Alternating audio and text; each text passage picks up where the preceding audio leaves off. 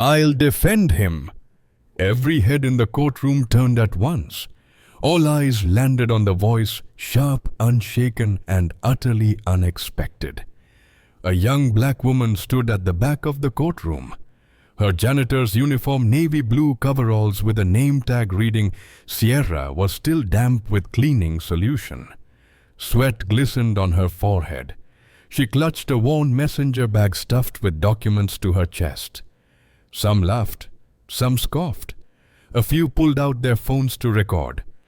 "Who is she?" someone whispered. "Probably the cleaning lady."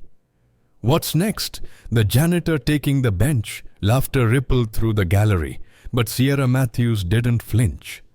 At 26, she had seen her share of condescension, but never had she felt the sting more sharply than in this moment, standing in front of the legal elite of Chicago in a courtroom built to keep women like her on the outside. Judge Margaret Chen blinked clearly, caught off guard. "Excuse me, Miss Sierra Matthews, Your Honor. I want to stand as temporary counsel for Mr. Marcus Reed." The name was enough to stir murmurs again. Marcus Reed Tech, billionaire charismatic. Calculating now, under federal investigation for contract fraud and financial misconduct, totaling over $47 million. His legal team had just vanished, literally. His high-paid lawyers, after months of pre-trial prep, had failed to show up on the first day of the hearing. Rumor was they'd been paid off to disappear. Marcus, seated beside the empty defense chair, turned and stared at Sierra with an incredulous scowl. "You," he barked. "You should be home scrubbing floors, not playing dress-up in a federal courtroom." Laughter erupted again. Someone near the aisle muttered, "Bold of her to show up with a mop and legal ambitions." But Sierra didn't back down. She took a deep breath and stepped forward. "I've studied every page of this case, every contract, every financial record, every testimony filed. I know this case better than anyone in this room." The judge raised an eyebrow. "Ms. Matthews, are you a licensed attorney?" "No, ma'am. I attended Yale Law but left after my second year due to financial hardship. Since then, I've worked as facility maintenance staff to pay off my family's debts. But I never stopped studying. I've followed federal court cases. I've spent the last 4 years poring over economic crime rulings. This case in particular, I've memorized it backward." The courtroom hushed. Even the prosecutor, Victoria Blake, a tall blonde woman in an immaculate crimson suit, tilted her head, slightly intrigued despite herself. "Objection," she said coolly. "This is highly irregular and borderline insulting to the justice system." The judge held up a hand. "Noted. But as Mr. Reed's counsel has failed to appear, and if he agrees to allow Ms. Matthews to speak on his behalf for this preliminary session, I will permit it under strict supervision." Marcus looked like he had swallowed vinegar. "You want me to let a janitor represent me in federal court?" he muttered under his breath. Sierra leaned close. "I may not have a license, Mr. Reed, but I know how they're setting you up. And right now, I'm the only person in this room not trying to bury you." He stared at her, breathing heavily. Then with a frustrated grunt, he waved his hand dismissively. "Fine. Do your worst." Sierra nodded and walked toward the defense table, every step deliberate. She laid the worn messenger bag on the desk and opened it carefully. Inside were handwritten notes, cross-referenced citations from real cases, color-coded tabs, and printouts of contracts, the very same ones Victoria Blake was planning to dismantle him with. Victoria leaned back, a smirk playing at her lips. "I hope you brought more than highlighters and hope." Sierra glanced up at her. "I brought logic and receipts." Gasps echoed. The judge cleared his throat. "Proceed, Ms. Matthews." She stood, held a page before her. "On April 3rd of last year, Mr. Reed's company was approached to revise its joint venture agreement with Hexagon Capital. That revision which Miss Blake claims Mr. Reed forged was signed electronically from an IP address based in the Cayman Islands. She held up a highlighted paragraph. However, the original terms were still valid under the original CTC, filing dated 2 weeks prior, which means if anyone committed forgery, it was the plaintiff. Victoria's smile vanished. Sierra continued, voice steady, projecting clearly. The gallery, which had moments ago sneered, now leaned in. Her words had the ring of something rarer than expertise conviction. Her fingers didn't tremble, not once. She had spent the past 4 years secretly reading economic litigation during her late-night breaks. She had read transcripts until her eyes burned, taken notes during podcasts from legal analysts, even mailed herself documents to build a record in case she ever had the chance to speak. Today was that chance. The judge tapped his pen. "This is compelling. We'll recess until tomorrow to examine the evidence and determine if further action is warranted. Miss Matthews, you may return then, pending review." Sierra bowed slightly. "Thank you, Your Honor." As she stepped back, her heart pounding, she could feel their eyes on her, disbelieving, shaken. Marcus Reed remained seated, lips tight, silent. But for the first time that day, he didn't look alone. That night, Sierra sat at the small kitchen table in her studio apartment in Queens. The very table where she had once helped her little brother finish his math homework while stirring a pot of soup. Now the table was covered in legal documents, sticky notes, a half-eaten grilled cheese sandwich, and her open laptop playing an old lecture from a trial law professor she used to admire. Her janitor's uniform still hung on the back of the chair, stained from the morning rush at the Reed estate where she worked part-time. The courtroom still echoed in her ears. She could see the faces, confused, amused, disbelieving. And Marcus Reed's face, one she couldn't read. She sipped cold coffee and leaned over the contracts again. There was something about the way the revised joint venture clause had been phrased. It used legal terminology that didn't match Marcus's previous contracts. It felt almost foreign. She jotted a note, compare phrasing, where's hexagon versus old partners. A buzz on her phone made her jump. Unknown number. "Hello?" "You were something else today," said a low, amused voice. "Didn't expect the girl in the coveralls to turn the room upside down." Sierra froze. "Who is this?" "Let's just say someone in that courtroom has more at stake than you know. You're poking a bear, Sierra. Be careful where you stick the stick." The call ended. Her hand shook for a moment before she forced herself to breathe. Fear wasn't new. She'd grown up with it, walking home alone from school through alleys she had no choice but to cross, watching her mother work 3 jobs and still get eviction notices. But this fear was different. It was cold, calculated. The next morning she returned to the Reed estate early. Marcus wasn't expecting her. "I didn't ask for a meeting," he said when she appeared in his office, still wearing her usual grey cardigan and jeans. "You also didn't ask for someone to save your name from being dragged through federal mud," she said, calm but firm. He stared at her. "You think yesterday changed anything?" "I think it cracked a door. We need to open it." Marcus looked away, tapping a pen against his desk. "You came prepared." "I always am. You just never noticed." There was a pause. Sierra stepped closer. "Mr. Reed, someone is setting you up. That contract revision, it was too clean. And you signed it remotely." "I was in Miami that week. Tech conference. I signed documents on the go. Standard practice." "Do you remember opening that exact file?" He hesitated. "Not really. My assistant Tony usually preps the documents. I just glance and click." Sierra's brow furrowed. Where is Tony now? He left 2 months ago, said he needed a break from the pressure. Or maybe he needed distance. Marcus crossed his arms.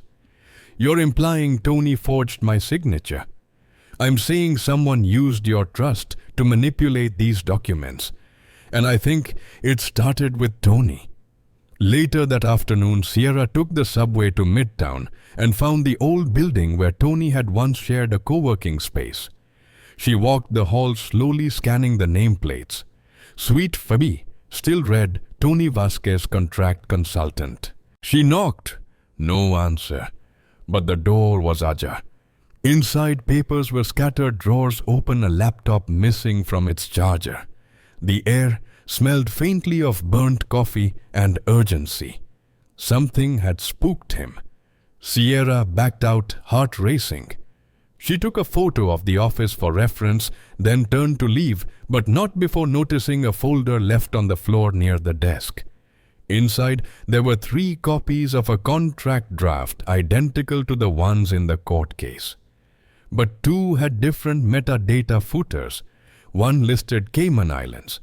The other listed Brooklyn, New York. She clutched it tight, swallowing hard. The next morning in court, Sierra waited quietly at the defense table, her notes ready. Marcus hadn't said much to her since their meeting, but he had nodded at her on the way in. It was something. Victoria Blake strutted in her heels, clicking like gunshots on marble.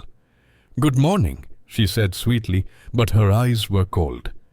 Ready for round 2, Counselor, Sierra stood. "More than you know." They argued over the contract's origin. Sierra presented the differing metadata. Victoria objected, but the judge permitted the review. Then Sierra pulled out the altered clause comparison. "Your Honor, the clause that supposedly implicates my client is worded in a legal dialect typical of offshore firms, not American contract language. My client's previous contracts follow U.S. standards. The phrasing shift indicates a ghost draft originating offshore. It is highly probable this was inserted by someone else." The courtroom was silent again. Marcus leaned slightly forward, his mouth barely open. Victoria's jaw tightened. "I request a delay," she said too quickly. "We need to verify the source of this evidence." "We already did," Sierra interrupted, holding up a printed chain of custody report from a verified digital forensics firm.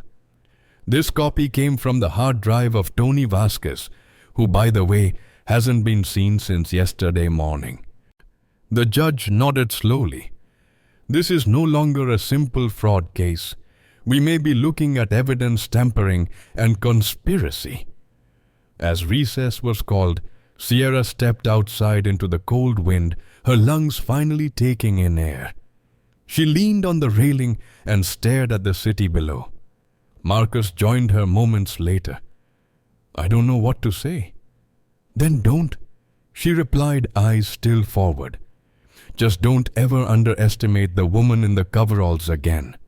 Sierra returned to the Reed estate late that evening, exhaustion weighing down her limbs. The courtroom buzz was still replaying in her mind Victoria Blake's startled expression, the murmur of the gallery, Marcus's stunned silence. It was the first time she felt like someone had heard her, not as a background presence, but as a voice that mattered. She kicked off her shoes in the side entrance and walked through the quiet kitchen. The staff had long gone. Only the faint hum of the refrigerator and the ticking of the wall clock accompanied her as she reached for the teapot. She poured water into a mug dropped in a chamomile bag and leaned against the counter, closing her eyes. This kitchen was where it had started. 4 years ago, she'd stood in this very spot on her first day as a housekeeper, 22, broke with dreams deferred. She'd hidden her textbooks under the sink. At night, while others slept, she read court briefs by flashlight and scoured legal databases on a hand-me-down laptop. This place had become her secret classroom. She took a sip, then paused. There was something under her foot. She bent down and found a small torn envelope. It had no name, just the embossed logo of Hexagon Capital. Her pulse quickened. She took the envelope to her tiny basement quarters and opened it carefully. Inside was a single sheet, wrinkled and stained, an internal Hexagon memo dated 6 months before the lawsuit. It discussed potential strategic realignment with Marcus Reed's company and referenced a legal pathway to renegotiation should Mr. Reed resist favorable terms. A chill crawled up her spine. Strategic legal pressure even before the contract revisions. Sierra stared at the paper. This wasn't just fraud. It was premeditated manipulation. She placed the memo in a plastic sleeve and tucked it into her growing case binder. Then she pulled out her notebook and scribbled names, Hexagon board members, legal reps, known associates. She underlined one Nathaniel Cross, former partner at a private equity firm, now general counsel at Hexagon. His name had appeared in several emails she'd seen during court document reviews. The next morning she called an old classmate from Yale, Reggie Holmes, now working at a small but scrappy investigative paper in Brooklyn. "Reggie, I need a favor. Quiet, fast, and strictly off record." He hesitated. "You asking for a background check?" "I'm asking for a map of a fire before it spreads. I think someone's been setting this up long before the lawsuit." She met Reggie that night at a diner near his office. Over lukewarm coffee and a shared plate of fries, he slid a folder across the table. Cross has ties with an offshore firm that specializes in contractual leverage. Legal speak for they draft fake pressure points to force renegotiation. Been involved in 2 whistleblower cases, both sealed. Sierra's eyes widened. So they manufacture legal tension. That's the idea. And guess what? One of the whistleblowers was found dead 6 months after the settlement. Ruled an accident. No autopsy. Sierra closed her eyes. God. "You sure you want to keep going with this?" She nodded. "I don't have the luxury of backing out. Not when they're playing with people's lives." The next morning in court, Sierra kept her expression neutral as Victoria Blake strutted in, armed with a fresh binder and a smug smile. "Your Honor," Victoria began, "we would like to request dismissal of yesterday's presented metadata evidence due to questionable chain of custody." Sierra stood slowly. "Objection. The court accepted the forensics review as authentic. And we have further documentation tying the origin of the altered documents directly to an employee of the plaintiff." Victoria's eyes narrowed. "Miss Matthews is not a licensed attorney. Her continued presence has uncovered more truth in 2 days than your entire firm in 2 months." The judge interrupted. "Objection overruled." Whispers buzzed around the room. Marcus looked over at Sierra. He didn't speak, but he gave the smallest nod. After the session, Sierra returned to the Reed estate to retrieve the remaining house files. She passed the entry hall where portraits of the Reed family hung in perfect symmetry. Her footsteps echoed as she climbed the stairs and entered the office Tony had used before resigning. It smelled of dust and leather. She began pulling open drawers, cataloging the contents. Staplers, post-it pads, phone chargers, and then at the back of the lowest drawer, something heavier. A black planner. She opened it carefully. Inside were handwritten notes, mostly mundane reminders, grocery lists, client call times. But wedged between pages for the week of April 10th was a sticky note with 2 words scribbled in red ink, Cayman Packet, and beneath it a 4-digit code, 22913. Sierra stared at it, heart pounding. That was the same week the contract had been signed remotely from the Cayman Islands.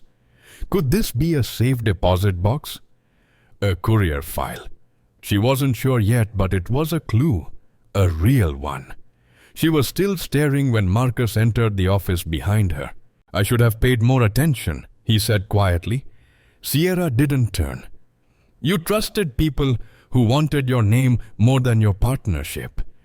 He stepped beside her, looking at the planner. And you... What do you want? She finally looked at him. Justice, even if no one writes about it in the papers. Marcus nodded slowly. You're wasting your brilliance cleaning marble floors. No, Sierra replied. I've been preparing. She placed the planner into her binder and closed it carefully. Tomorrow, she said, we dig deeper.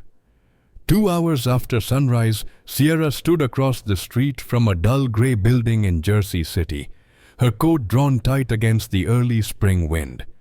The address matched the one she had tracked down after cross-referencing the 4-digit code from Tony's black planner with local courier lockers.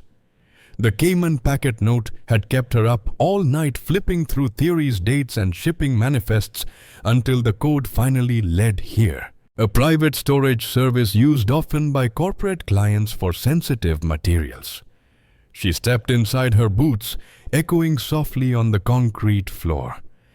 The woman at the front desk barely looked up as Sierra approached. Locker access? The woman asked, chewing gum. Sierra nodded and slid over the code on a sticky note. 29-3. I'm here to collect on behalf of a former employee. The receptionist looked at the note, then back at Sierra, suspicious. You got ID? I do. Sierra handed over her state ID and held her breath. The photo was from years ago, before her law school dropout, before the long days of scrubbing baseboards and nights filled with case law. The woman stared a second longer, then clicked her screen and grunted. Yeah, it's still active. Someone dropped the packet off 8 weeks ago. Said he'd come back for it. Never did. She handed Sierra a small metal key. Lockers down the second row. Numbers on the left. Sierra nodded. Thanks. She walked briskly, her heart thudding harder with each step. The locker opened with a dry click. Inside was a slim sealed manila envelope. No label, no name. Just a red wax seal with the letter C, pressed into the center. Cross. She slipped it into her coat and left nerves crawling across her skin. Back in her apartment, she sat at her table and opened the envelope, carefully holding her breath like it might explode. Inside was a USB drive and a printed memo. The memo was addressed to Internal Counsel only and stamped confidential. Sierra scanned the text, her stomach flipping. It was from Nathaniel Cross to Hexagon Capital's executive board. The memo outlined legal architecture recommendations for achieving a hostile contract acquisition, including sample edits to clauses, guidelines for establishing remote signature trails through VPN rerouting and language suggesting. If resistance occurs, push legal action under pretext of misrepresentation. Her hands trembled. The USB held files, spreadsheets, several labeled with dates, and Reed Enterprises project codes. She opened one marked Forecast Projections, Hexagon Negotiation, 3rd round. It included a line item, projected value from litigation leverage, $23.4 million they had budgeted for the lawsuit. Sierra stared at the screen for a long time. This wasn't just about Marcus Reed anymore. It was about power abuse of it weaponizing legality to steal equity and silence resistance.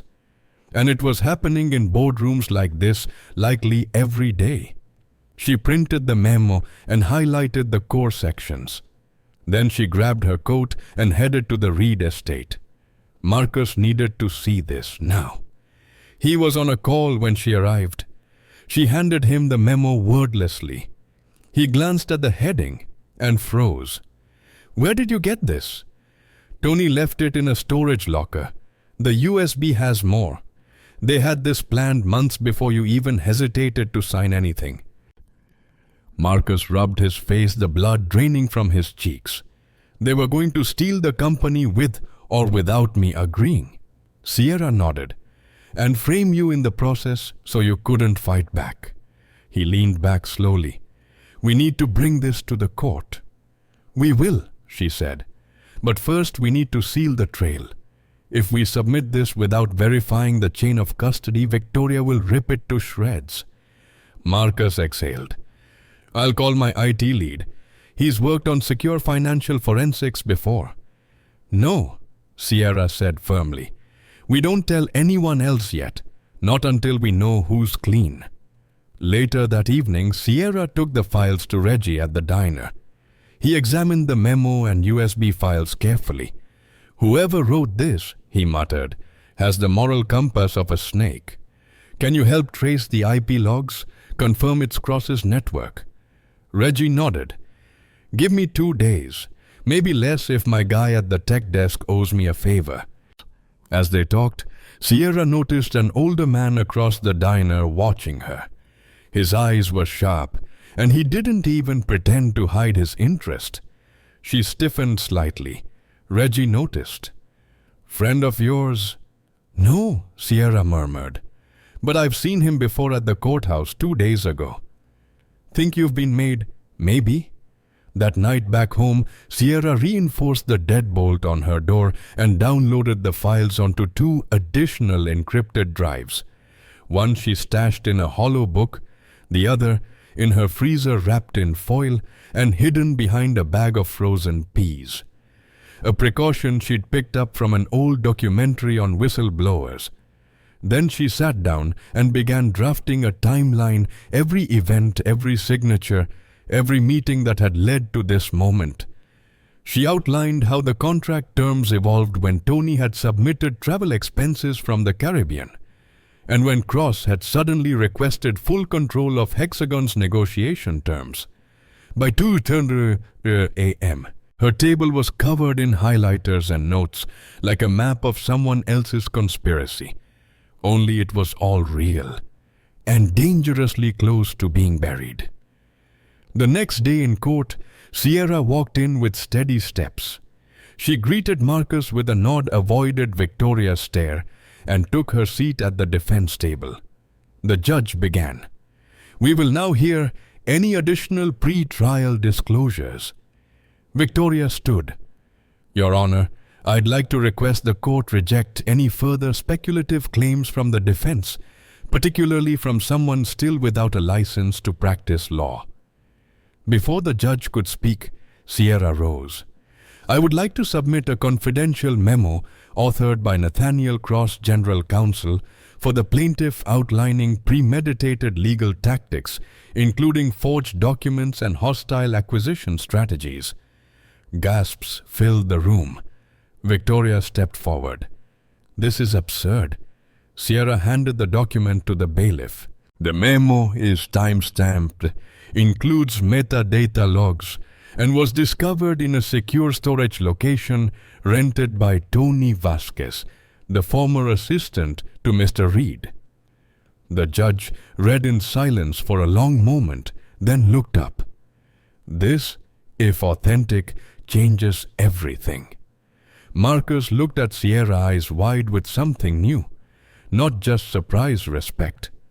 Sierra stood outside the courthouse after the hearing, the wind tugging at the edges of her coat. Her face was calm, but inside her pulse still pounded. The courtroom had erupted with murmurs, disbelief and sharp whispers when the judge acknowledged the implications of the Hexagon memo. She had expected resistance. She hadn't expected silence. Marcus exited behind her, his tie slightly loosened. Eyes narrowed in a deep, calculating squint. He hadn't spoken much during the session, but now he stood beside her, his voice low. You just tore the mask off a multi-billion-dollar operation. I didn't do it for you, Sierra said, not looking at him. I did it because they thought no one would ever challenge them. Marcus's expression didn't shift, but something in his stance softened. You just saved my name from being destroyed. You deserve more than gratitude. She turned to him. I want access to everything. full transparency, every internal file related to the Hexagon partnership. Emails, memos, contracts, no more surprises. He nodded. You'll have it by morning. That night she returned home and found a white envelope slid under her apartment door. No name, just a plain sheet inside. You've made enemies. Be careful what hill you choose to die on. No signature. She stared at the note for a long time before setting it on fire in her kitchen sink. She didn't sleep that night. Instead, she printed backup copies of every file, loaded encrypted duplicates onto flash drives, and dropped one off with Reggie downtown just in case. By morning, a manila envelope was waiting on her porch. True to his word, Marcus had delivered internal communications from the last 18 months, including emails from Tony Vasquez, board minutes, and correspondence with Hexagon executives. As she flipped through them, patterns emerged. One exchange stood out, a series of late-night emails between Tony and Nathaniel Cross, thinly veiled as consultation messages. But the timestamps matched nights Marcus had been traveling and unable to review files. Sierra read them 3 times, her brow furrowed. Subject lines like Hexagon pressure plan, forwarding initial edits. And most damning, need this signed before Reed returns. They had counted on Marcus being distracted, busy, arrogant, inattentive. But the moment that plan unraveled, they turned on him confident he wouldn't survive the scandal. And Tony had vanished the moment cracks appeared. Sierra knew what she had to do next. That afternoon, she returned to Tony Vasquez's old apartment in the East Village. It had been listed for sublet on a local board, but she'd convinced the landlord to let her collect a forgotten item by pretending to be Tony's assistant. The place was empty, stripped bare, except for a pile of discarded folders on the kitchen counter. She sifted through them quickly and froze at one in the middle, a printed receipt for a wire transfer to a Swiss bank dated 1 week before the lawsuit was filed. Recipient C. Investments, Zurich. Her fingers traced the number. She snapped a photo, folded the original, and pocketed it. Back outside, a sleek black car rolled up beside her. The back window slid down. Inside was a man she didn't recognize early. 40s tailored suit, pale blue eyes that didn't blink much. Miss Matthews? She stepped back instinctively. Who's asking? I'm a representative. Our firm believes this has gone far enough. You're a smart woman. You know how this works? You threatening me? Not at all. I'm giving you options. Stop now and no one gets hurt. Walk away. You've made your point. Sierra stared at him, heart hammering. Tell your people that the only way I'm walking away is through the front doors of that courtroom, with the truth in my hands. He didn't flinch. Truth, he said softly, can be expensive. Good thing I'm already broke. The window slid shut. The car pulled away. She stood there for a long moment, the city moving around her as if she weren't part of it. Then she turned and walked to the subway, her mind racing. That evening she met with Marcus in his office. He looked older than usual, the weight of the scandal wearing at his confidence. I don't know who I can trust anymore, he admitted, rubbing his temples. Then trust evidence, she said, laying out the receipt and emails. His eyes scanned the documents. I gave Tony everything. Let him sit in every board meeting. I thought he was loyal. Loyalty built on silence isn't loyalty. It's leverage. He looked up at her. You think we can win this? She nodded. If we stay 3 steps ahead. If we stay loud. And if we make it impossible for them to erase what we found. Marcus leaned back. Considering you've done more for me in a week than a dozen high-priced lawyers did in a year, I'm not doing this for you, she repeated. I'm doing this for people like me who never get a seat at the table unless they drag their own chair through the door. He smiled faintly. Then let's make sure no one ever takes that chair away. That night, as she sat back in her apartment with her notes, Sierra thought of her father, the man who raised her on Malcolm X speeches and chess games on a milk crate table in the Bronx. He died too soon to see her graduate, too soon to see her fight like this. But she could almost hear his voice in the silence. Don't let them forget your name, baby girl. Make them remember who stood up when no one else did. She opened her laptop, stared into the glow of the screen, and whispered to the darkness, I'm not backing down. Rain drizzled down the courthouse steps as Sierra climbed them one by one the next morning.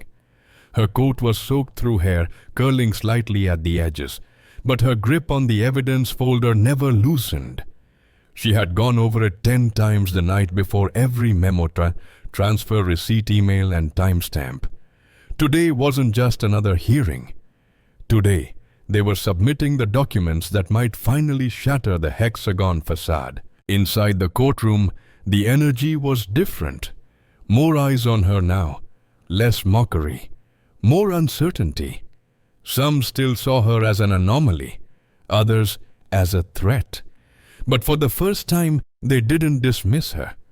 Victoria Blake walked in moments later, face tight, flanked by 2 men in dark suits, not colleagues. Lawyers of her own. Insurance. When the judge entered, the room fell into silence. We will begin with new evidence submitted by the defense, the judge said. Miss Matthews, Sierra stood. Your Honor, we present Exhibit C, a series of internal emails between Mr. Tony Vasquez and Mr. Nathaniel Cross, as well as financial records showing a transfer to an offshore account tied to an entity owned by Mr. Cross. These documents support our claim that the lawsuit brought by Hexagon Capital was not only unfounded, but manufactured with intent to defraud and forcibly acquire Mr. Reed's company. She handed the documents to the bailiff. Every step felt slow, deliberate, as if time had thickened in the room. The judge read in silence. Victoria remained still, but her jaw was visibly clenched. Then came the moment Sierra had anticipated. Miss Blake, the judge asked, do you have a response to these new allegations? Victoria rose. Your Honor, we question the authenticity of these documents. There's no proof they weren't fabricated after the fact. Furthermore, these alleged financial transactions could have been forged. We anticipated that claim, Sierra interrupted, stepping forward, which is why we had them independently verified by a digital forensics team with signatures cross-matched against prior filings and transfer data confirmed through the Swiss intermediary zone audit logs. Their sworn affidavit is included in the packet. The judge took a deep breath. Very well. I will review this thoroughly. For now, both parties are instructed to remain available for continued examination. Recess is called. But no one stood. There was a sense of reckoning in the air. Marcus leaned over to Sierra, whispering, You didn't just shake their foundation, you cracked it wide open. I'm not here to shake things, she said quietly. I'm here to make sure no one builds lies on broken ground again. Outside the courtroom, reporters swarmed. Sierra kept her head down, pushing past the flashing lights and rapid-fire questions. A voice called out from the crowd. Miss Matthews, is it true you were a janitor before taking this case? She paused, turned back. Yes, I was, and I still clean the same kitchen 3 nights a week. A few reporters chuckled, unsure whether she was joking. Sierra leaned forward slightly into the microphone. Let me be clear. I didn't need a corner office or a $1,000 suit to see injustice. All I needed was my voice and the truth. The crowd fell silent. That evening, Sierra sat at the diner with Reggie again. He was scrolling through headlines on his phone. You're trending. She raised an eyebrow. For what? He turned the screen to her. There it was, a photo of her standing in the rain folder, clutched to her chest, eyes sharp with focus.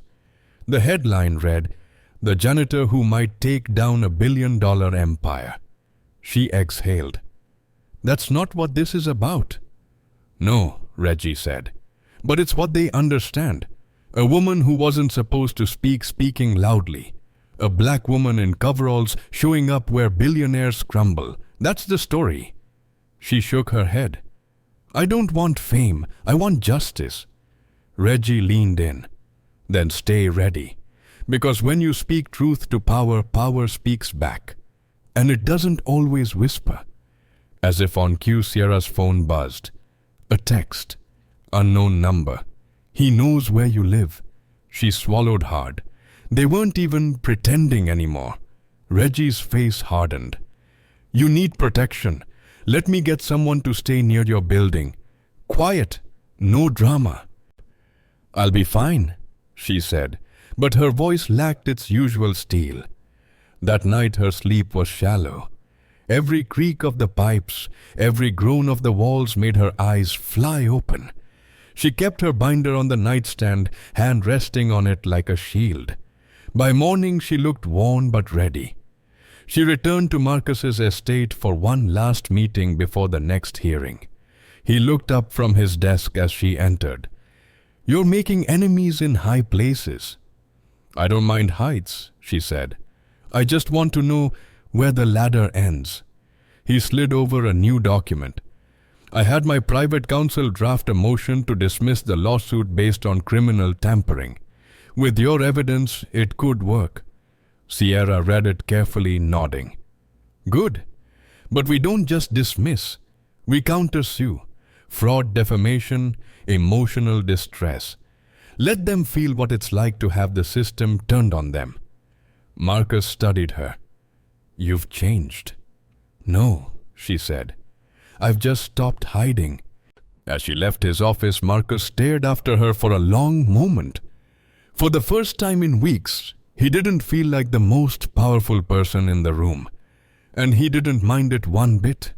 The courtroom was buzzing before the judge even entered.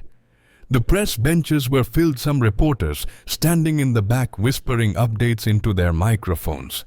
The entire city, it seemed, was watching. Not just because of the billions at stake or the corporate reputation of Hexagon Capital, but because of her, Sierra Matthews, the woman in the coveralls who had become a symbol of silent resistance, breaking into the loudest rooms. She walked into the chamber with calm steps, wearing a simple navy dress, her binder clutched in one hand. Her face was tired but composed. She didn't make eye contact with the cameras. She didn't need to. She already had their attention. Marcus stood as she approached the defense table. "They're calling it the case of the cleaning lady. That's what CNN ran with last night." She didn't flinch. "Let them. That's what they understand. They don't know what it means to prepare case law in a laundry room with roaches on the wall. They don't know what it means to keep fighting when no one even knows you're in the ring." He gave her a quiet nod. "You're going to win this." "We are going to win it," she corrected. "But not by playing their game. We make our own rules now." The judge entered and court was called to order. "Today," he announced, "we will review the defense's motion to dismiss based on submitted evidence of fraud, tampering, and unethical corporate behavior. The court has reviewed the documents overnight. Ms. Blake, the floor is yours." Victoria stood, her usual poise dulled just slightly by fatigue. "Your Honor, we maintain that the defense's evidence is circumstantial and improperly sourced. We request exclusion under Rule 403. Sierra stood before the judge could speak. "Your Honor, I have additional verification regarding the Swiss transfer. The receiving bank has confirmed that the account belongs to an entity with Mr. Nathaniel Cross as a primary beneficiary. They've provided notarized confirmation, which I've included in our latest exhibit." The judge motioned for the documents. "Continue." "Furthermore," Sierra added, stepping forward, We have a new witness, a Hexagon Capital junior associate who has agreed to testify under federal protection." A sharp intake of breath rippled through the room. Victoria's voice cracked slightly. "Who?" Sierra remained still. Her name is withheld for security reasons, but she has first-hand knowledge of internal conversations regarding the fabrication of contract clauses, manipulation of IP routing, and the effort to defame Mr. Reed. The judge leaned forward. "If this witness confirms the validity of the claims, and if her testimony is found credible, it would constitute grounds for full dismissal and open a new criminal investigation." Victoria sank slightly in her chair. Court was recessed until the witness could be prepared for examination. Outside the courtroom, Sierra met with the witness, a young woman named Jasmine, no older than 23, pale nervous, clutching a messenger bag against her chest like armor. "You sure about this?" Sierra asked softly. Jasmine nodded. "I was there when Nathaniel told the team to alter the metadata. I heard him say that the goal wasn't winning, it was ruining. They wanted to destroy Mr. Reed's name so no one else would ever question their leverage again." Sierra placed a hand on her shoulder. "You're doing something most people never would." "I'm just tired of being quiet," Jasmine said, her voice trembling. "I couldn't sleep anymore." Sierra nodded. "Then let's give them something to remember." That evening, Sierra walked the familiar streets back to her apartment. Queens felt heavier these days, like the concrete itself was watching. She passed the corner bodega, waved to Mr. Kim, the owner who always gave her a free bottle of water when she worked double shifts. "You're on the news again," he said, smiling with cracked teeth. "You give them hell, Sierra." She smiled faintly. "That's the plan." Back home, her apartment was darker than usual. She reached for the light switch and stopped. The lamp on her desk had been knocked over. Her notes were scattered. Someone had been inside. She stood frozen, listening. No sound, no movement. Then she backed out slowly, heart thudding, and called Reggie from the hallway. "Someone broke in. They didn't take anything. They just wanted me to know." Reggie cursed softly. "You need to stay somewhere else tonight. My cousin's got a place in Hoboken. Quiet building, mostly retirees. No one will look for you there." Sierra hesitated, then nodded. "Yeah, okay."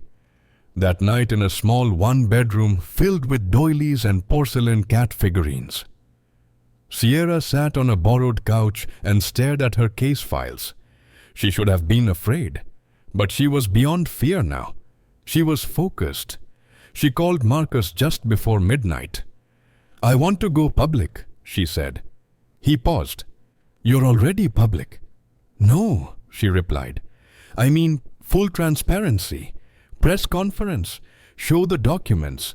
Make it impossible for them to bury it. You'll make yourself a target." "I already am."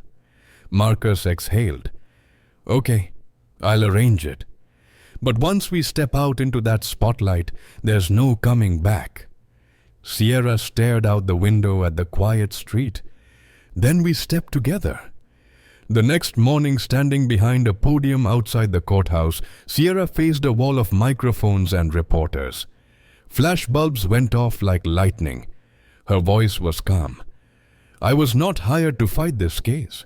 I wasn't trained to stand in a courtroom. But I have stood for the truth, and I will keep standing because power built on lies deserves to fall."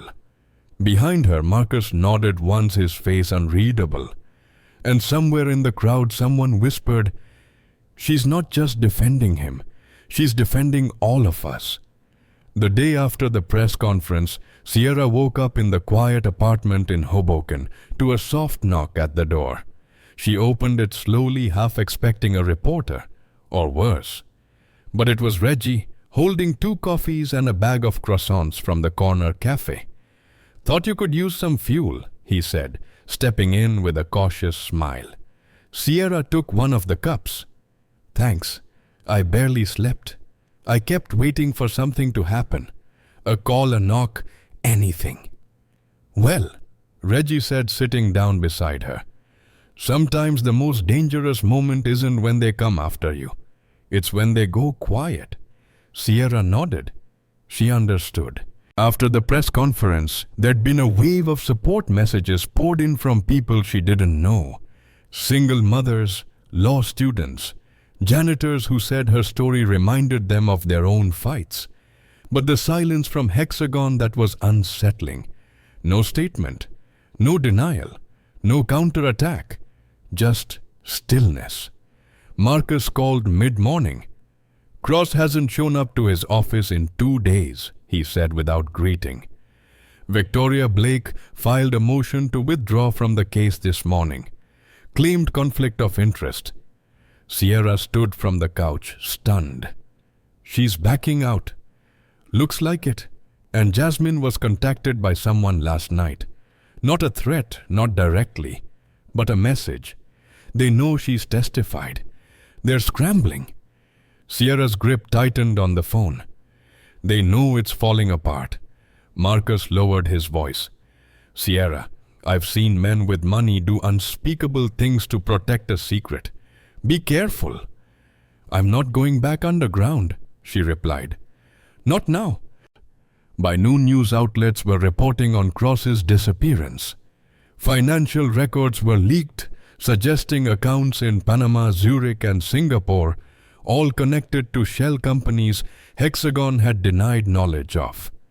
The story had gone from courtroom drama to potential corporate collapse. Sierra sat with Reggie watching the coverage. This isn't about me anymore, she whispered. It's about all the people they've done this to who never had the chance to fight back. Reggie nodded. You're becoming the face of something bigger. She turned to him. Then I need to act like it. That afternoon, Sierra met with Marcus at a private law office he'd rented for emergency meetings. Inside were stacks of files, a hired security detail, and a woman named Marcia Delgado, an independent legal advisor brought in to help draft a countersuit. I've reviewed the documentation, Marcia said after an hour of quiet study. You have a case not just for dismissal, but for damages, emotional distress, corporate sabotage, possibly even witness endangerment. Sierra watched Marcus carefully. You ready for that? I've lost more than reputation, Marcus said. They tried to strip me of everything, my name, my legacy. And they nearly succeeded. Sierra added, and they would have if someone hadn't been stubborn enough to read every line. They thought no one would check. Marcia looked up. You know, they'll try to settle once it's clear you won't back down. Sierra's voice was steady. Then we don't settle.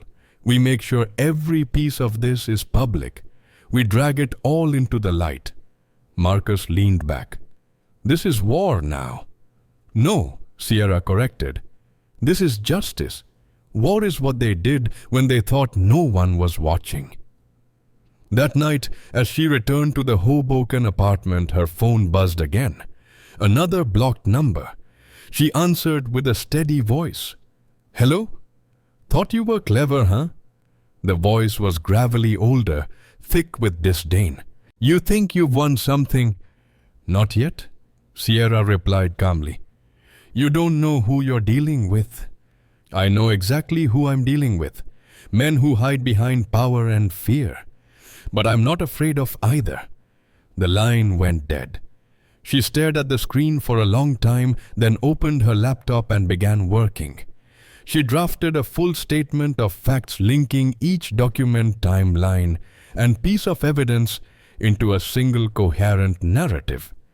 She emailed copies to 3 different lawyers, 2 trusted journalists, and stored one more on an encrypted drive.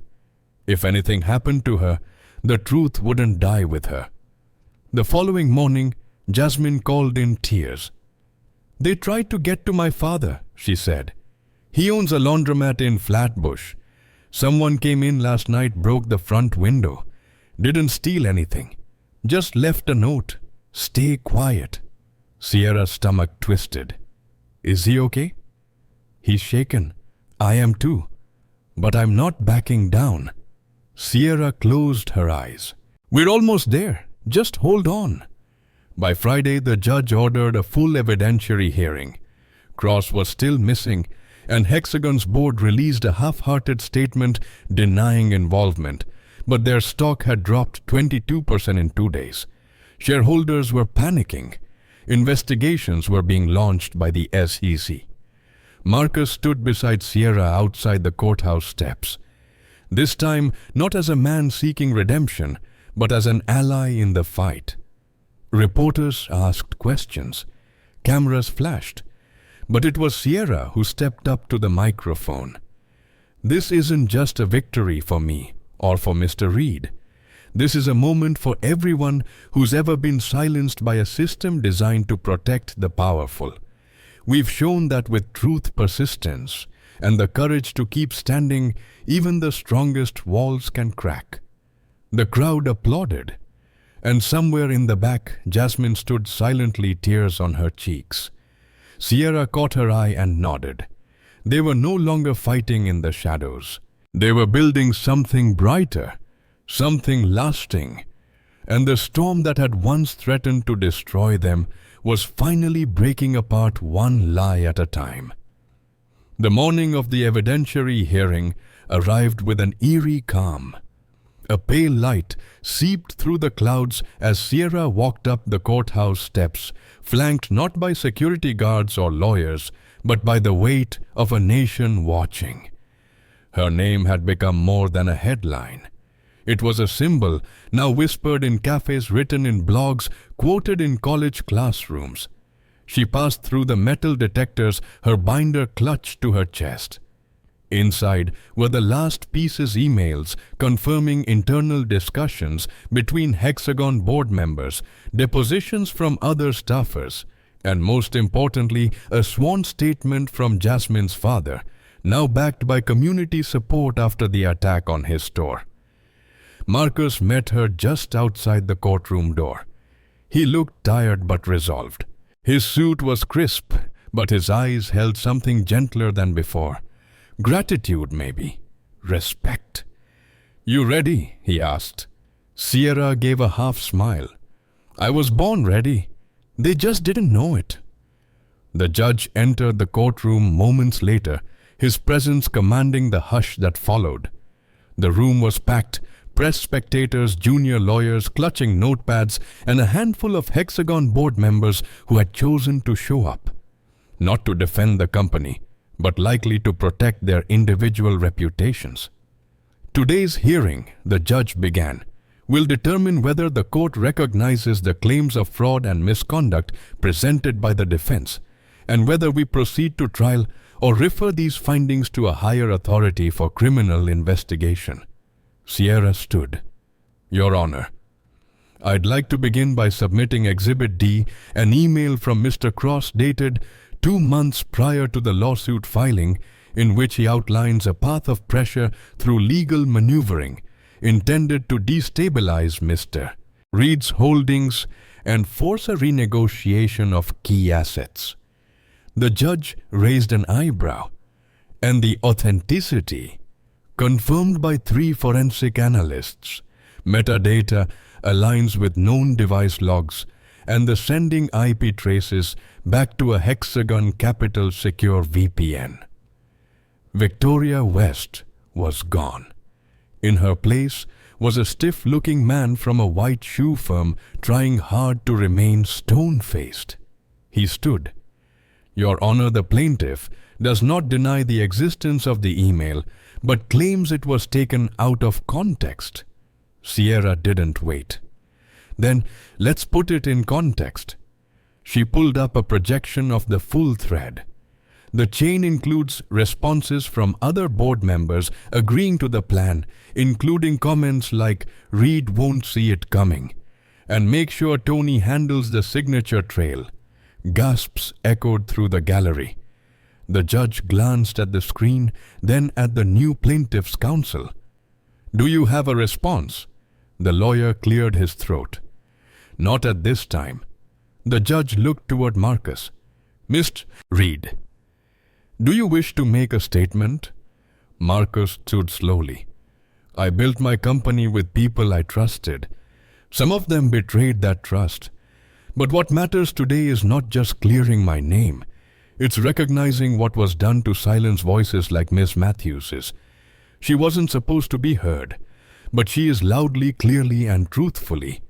He turned to Sierra, and I thank her, not as a businessman, but as a man who nearly forgot that truth matters more than pride. Sierra's throat tightened, but she remained focused. Jasmine, she said gently, would you like to speak?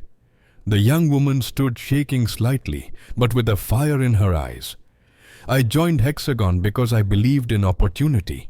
I stayed silent because I was afraid. But Sierra gave me courage. And today, I want the court to know that Nathaniel Cross instructed several of us to alter timestamps and destroy digital records. I did it. I'm ashamed. But I will no longer be part of hiding the truth. The judge nodded solemnly. The next hour passed in a flurry of document presentations, cross-referencing financial records, showing video footage of Cross entering a private banking office in Zurich. Footage obtained with the help of an investigative team Marcus had hired after Sierra's recommendation. Then came the judge's voice, clear and final. Given the weight of the evidence, the credibility of the witnesses, and the failure of the plaintiff to contest these findings meaningfully, I am dismissing the case in full. Furthermore, I am referring these materials to the U.S. Attorney's Office for potential prosecution under federal fraud statutes. This court is adjourned.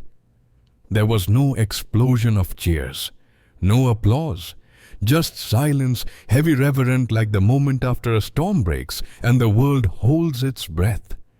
Outside reporters surged. Sierra stood on the steps once more, now not as a question mark, but as the answer. When asked for comment, she simply said, truth is slow, but it never stops walking. Marcus stood beside her silent for a moment, then added, this woman didn't just defend me. She defended every working person who ever got stepped on and told to be grateful for it. Later that night, back at the Hoboken apartment, Sierra sat alone with her binder on her lap. The case was over, but the fight wasn't. There were more battles to be fought, laws to challenge, systems to question. Her phone buzzed again. It was Jasmine. You okay? Sierra asked. I am now. And my dad wants to meet you. He says you remind him of someone he used to believe in. Sierra smiled. I'd like that. She hung up and walked to the window. Outside, the lights of the city glowed soft and endless. For the first time in months, she allowed herself to breathe deeply, to feel the stillness not as warning, but as peace. The system had tried to silence her, but Sierra had spoken. And the world had listened. The days following the courtroom victory were a blur of headlines, interviews, and cautious celebration. Sierra's phone never stopped buzzing. She declined most television appearances, choosing instead to speak directly through a single op-ed in The Atlantic, where she outlined her experience and warned of the silent ways power masks itself in legality. But beneath the public attention, she felt the quiet bruising of everything she'd carried. Victory was not healing. Justice hard-won still came with scars. Marcus invited her to dinner at a small restaurant near Battery Park, far from his usual haunts. No ties, no headlines, just two people who had survived something enormous together. I keep expecting it to fall apart, he said as they sat over 2 bowls of clam chowder. Like someone's going to knock on the door and tell me it was all a dream. It wasn't, Sierra replied. But dreams don't leave bruises like this. He chuckled softly. How are you holding up? She stirred her spoon in slow circles. Tired, a little paranoid, but clearer than I've ever been. And you... He leaned back, relieved, but aware. I know now how close I came to becoming the villain in someone else's story. If you hadn't shown up, I would have signed away everything I believed in. She looked at him carefully. You were never the villain, but you were blind, and the system counted on that. He nodded. I'll never stop paying attention again. Their clinked glasses wine her water, not a toast to victory, but to vigilance. The next morning, Sierra visited Jasmine's father's laundromat. The glass had been replaced and a small "Thank you, Sierra" sign sat taped to the inside of the door. Inside, the man himself stood behind the counter, folding a pressed shirt. You must be Sierra, he said with a thick Brooklyn accent. Jasmine told me you're tougher than steel and kinder than bread. She smiled. That's high praise. He motioned to a stool behind the counter. Come sit. Let me tell you something. Sierra did. He folded quietly, then spoke. When Jasmine was a kid, she used to sneak into the back with her comic books and say she was training to be a hero. I'd laugh, because I thought the world didn't let girls like her get capes. But then you walked into that courtroom and you made the whole world listen. So, thank you. Sierra swallowed hard. I didn't do it alone. No one ever does, he said, smiling. But someone's got to start it.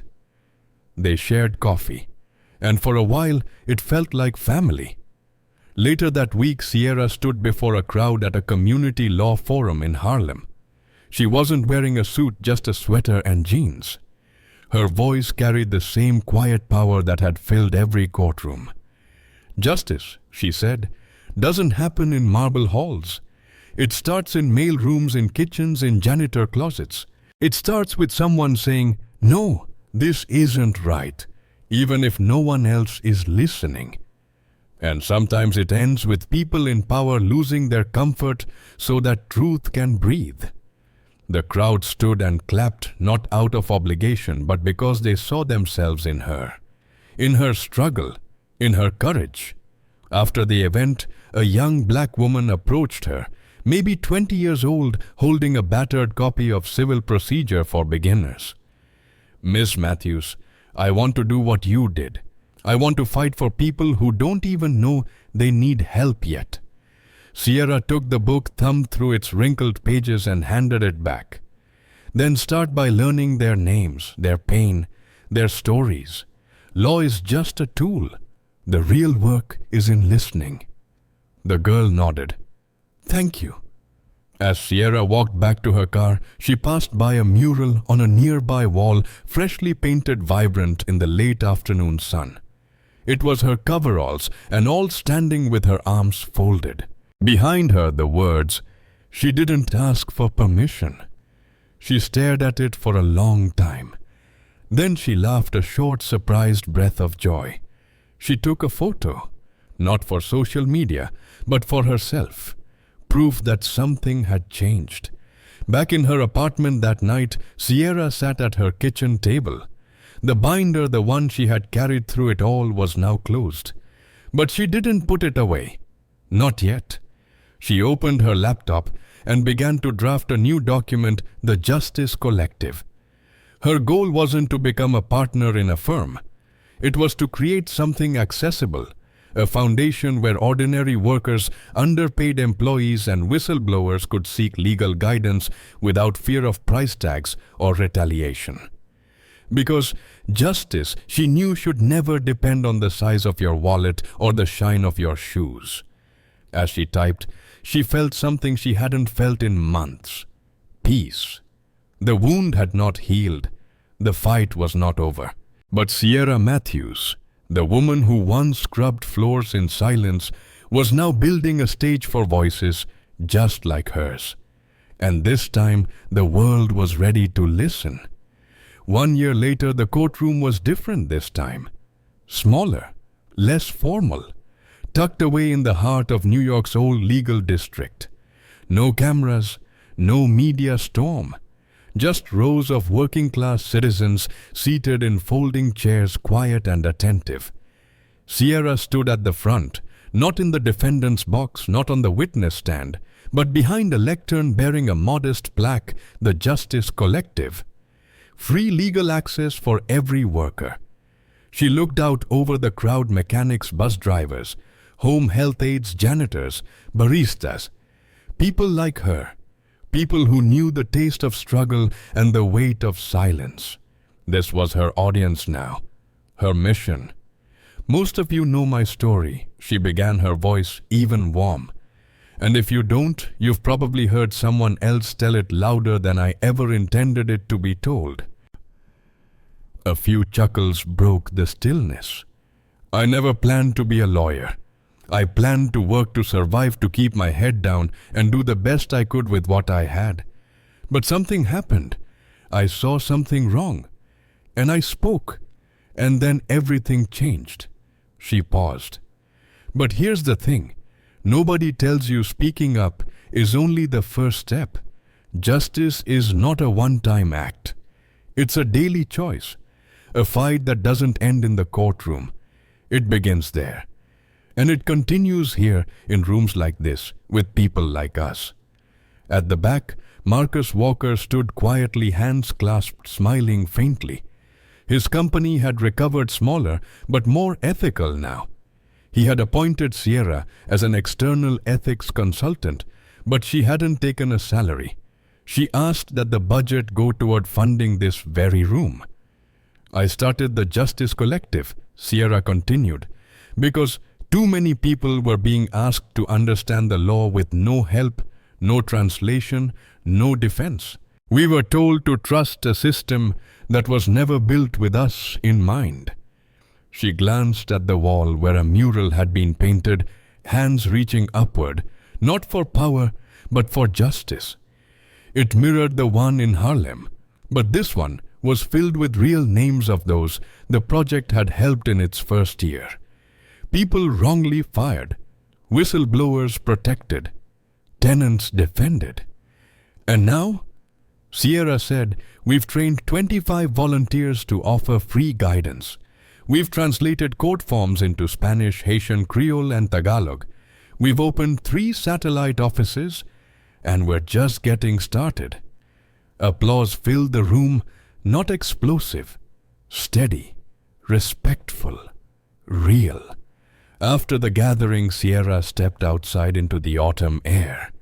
The sky was gray but not heavy. She took a deep breath. Jasmine joined her, bundled in a trench coat, her cheeks red from the wind.